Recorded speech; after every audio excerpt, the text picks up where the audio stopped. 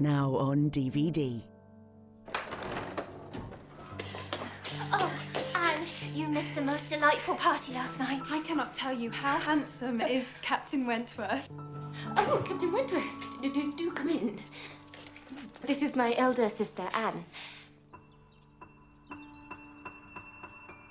We are acquainted. To become engaged at 19, in the middle of a war, to a young naval officer who had no fortune and no expectations, you would indeed have been throwing yourself away. And it was entirely prudent to break off the understanding. But nevertheless, I think very differently now from what I was persuaded to think 8 years ago. Now I understand him. He can never forgive me. He condemns me still for the past and is becoming now quite attached to another. Catch me. Quite attached to another. Good heavens. Is that Frederick Wentworth? Isn't he the nobody? What on earth is he doing in Bath? I imagine myself indifferent to her. When I was only angry and resentful. But too late. Too late, I began to understand myself and her. Shall you be staying long in Bath? I don't know. It all depends. Captain!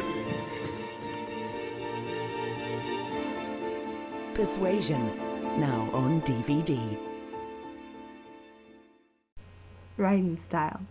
Like many other authors of that time period, Jane Austen often used detailed and descriptive language. But she also used many other things, such as the use of suspense.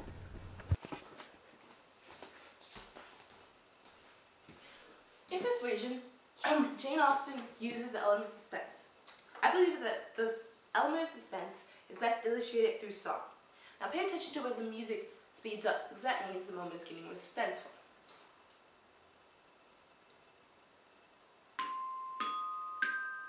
First, Anne learns that her old love's family is moving to her old house. Thinking that she was still living in the property, Anne gets nervous about meeting her old flame, Captain Wentworth. Then, she finds out she's moving to Bath with her sister, pretty far away from her old home. Then, it turns out that Captain Wentworth, her old love, is coming to her neighbor's house. The whole family is going to see him. Anne's nervous. She doesn't know what she's going to say or what she's going to do. But then, her nephew breaks his arm minutes before they're supposed to leave. And Anne has to stay home to take care of him. But then, one day, Anne sees him in her living room. Anne's nervous. She doesn't know what she's going to do, what she's going to say, but she goes over and says hi. But Captain Wentworth, her love, or used to be love, gives her the cold shoulder. He's polite, but nothing more. And then, it's obvious to everyone that Captain Wentworth is in love with someone else. Anne then goes to Bath to live with her father and her other sister. Captain Wentworth also comes to Bath. Anne runs into him at a theater. They talk. Captain Wentworth, seeing her with another man, is acting like he's jealous. Anne thinks that he might really like her. Then, Captain Wentworth writes a letter expressing his true feelings about Anne, saying that he loved her the whole time, and that all she has to do is meet him. That's all he wants. And so, Anne tells Captain Wentworth exactly how she feels, and they're together forever.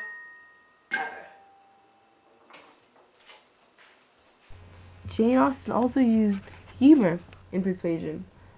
This is a technique she used in a lot of her writings. Saying, quote, "A work in which the greatest powers of the mind are displayed, in which the most thorough knowledge of human nature, the happiest delineation of its varieties, the liveliest effusions of wit and humour are conveyed to the world in the best chosen language." Her characters bring out her wicked side. She scrutinises other people without forgiveness, but always with humour. Other way, Mr. Collins. Oh, never, Come, Mr. Collins. My dear cousin, I apologize. Clergymen are self-important and over-attentive to their social superiors. Rich girls patronise and put down poorer girls.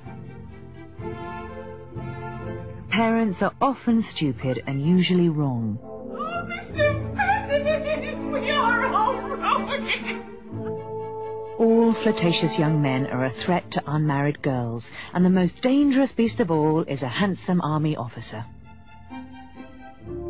Some of her portraits are so unflattering, one could assume she had a dislike for people in general. But she never ridiculed what was wise or good. Follies and nonsense, whims and inconsistencies diverted her, I own, and she laughed at them whenever she could. Jane Austen's use of humor is most seen when she is describing her characters. This is seen with Sir Walter Elliot, the father of Anne, who was so vain that his room is filled with mirrors. Here's a response of a man who, when moves into Sir Walter Elliot's bedroom, he literally finds there to be so many mirrors that he can't even handle it.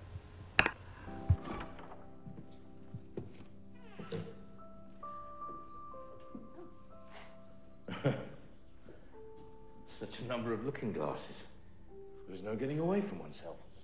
Jane Austen also uses humor when describing Anne's sister Mary, who is a big drama queen and is constantly fake falling ill in order to gain attention. So, you are come at last. I began to think I should never see you. I am so ill. I can hardly speak. In fact, I do not think I was ever so ill in my life as I have been all this morning. I'm very unfit to be left alone, I'm sure. Is Charles not here? Charles will go out shooting, even though I told him I was ill. And I have not seen a soul this whole long morning.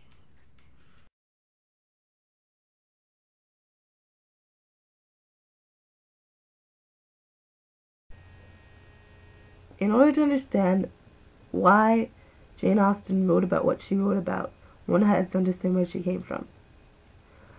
During Jane Austen's time, it was appropriate for a girl to find a husband and marry. But Jane Austen, more concerned about finding true love, never married, and focused on her writing throughout her whole life. And even though her writing was a pride and joy, it was not even mentioned on her tombstone, because during those times, a respectable woman did not go around writing novels. Imagine what other classics she might have left us. Her tombstone in Winchester Cathedral tells of the benevolence of her heart and the sweetness of her temper, but fails to mention her greatest claim to fame. Her family chose not to reveal Jane was a writer because she'd made money out of her talent, and for a woman, that was frowned upon. Men have had every advantage of us in telling their own story. Education has been theirs in so much higher a degree. The pen is in their hands. Jane Austen changed all that. Great writers take us by surprise.